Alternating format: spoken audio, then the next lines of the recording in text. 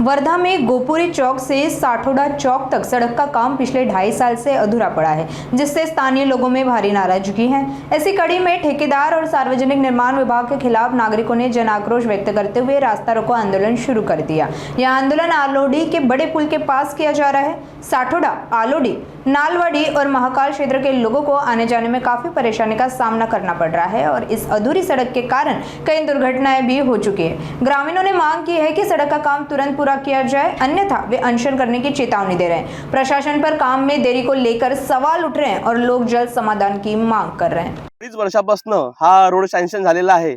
आमच्याकडे work order सुद्धा आहे। या कामाची मुदत वर्क ऑर्डर फक्त 1 वर्षाची आहे। मागील 2.5 वर्षापासून हा रोड फक्त 300 ते 400 मीटर झालेला आहे। याच्यामध्ये आमच्या इकडल्या बऱ्याच लोकांचे ऍक्सिडेंट सुद्धा झाले आहे, काही लोकांचे पाय निकामी झाले आहे। यामध्ये 2 लोकांचा मृत्यू सुद्धा झालेला आहे। याच्यामध्ये सार्वजनिक बांधकाम विभाग हे कुठेतरी कमी पडत आहे आणि यांची ठेकेदारावर काही वचक नसल्यामुळे हा रोड इथे थांबलेला आहे। मागे माहिती असं पडलं की कॉन्ट्रॅक्टरला पैसे मिळाले नाही, पण आम्ही अजून तरी पूर्ण सखोल माहिती घेतली। त्या कॉन्ट्रॅक्टरच्या नावाने काही पैसे आले होते, पण त्या कॉन्ट्रॅक्टरला पैसे देण्यात आलेले नाही। हे संबंधित बांधकाम विभागाची चुकी असल्यामुळे किंवा त्यांचे काही व्यवहारामुळे ह्या अडचणी इथे निर्माण झालेल्या आहे। त्याच्यामुळे आमच्या गावातल्या सातोडा, आलोडी, महाकाळ, दत्तपूर, नालवाडी या सर्व गावाच्या लोकांना त्रास सहन करावा लागत आहे। या धुळीचं प्रमाण इतकं वाढलेलं आहे की लोकांच्या घरामध्ये जेवण करत्या वेळी सुद्धा त्या जेवणाच्या अन्नावर सुद्धा इथं धूळ बसल्या जात आहे। त्याच्यामुळे कुठेतरी प्रशासन जागं व्हावं यासाठी आम्ही हे एक टोकाची भूमिका उचललेली आहे।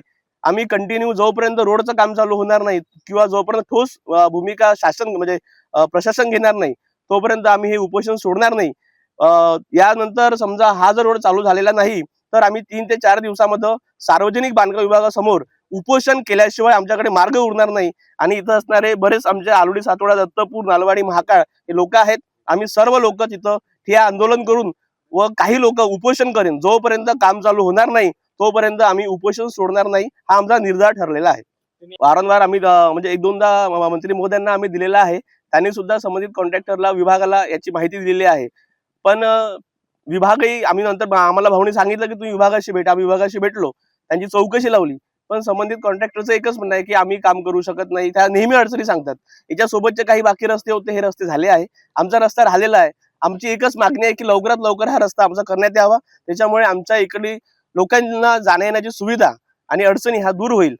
एवढंच या विषयावर बोलू शकतो। कंत्राटदाराला ब्लॅकलिस्ट करा असं आम्ही म्हणतोच आहे। आम्ही 18 तारखेला बांधकाम विभागामध्ये गेलो असता आम्ही माहिती घेतली।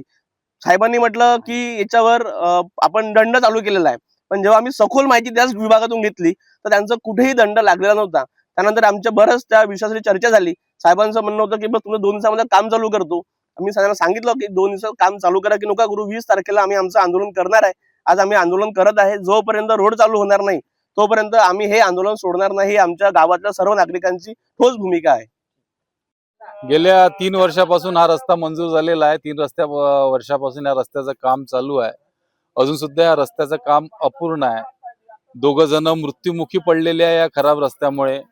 किरकोळ अपघात होऊन किंवा मार, डोक्याला मार, आताही 2 जण सेवाग्रामच्या आयसीयूत भरती आहे। आणि धुळीचा त्रास, अपघात अनेक दिवसापासून या रस्त्याचं काम होऊ राहिलेलं नाही आहे। आणि प्रशासन निगरगट्ट आहे की अनेक अप्लिकेशन, अनेक निवेदन सुद्धा देऊन हा रस्ता चालू करण्यात आलेला आहे। कोणतीही भीती या ठेकेदाराला, प्रशासनाला नाही आहे।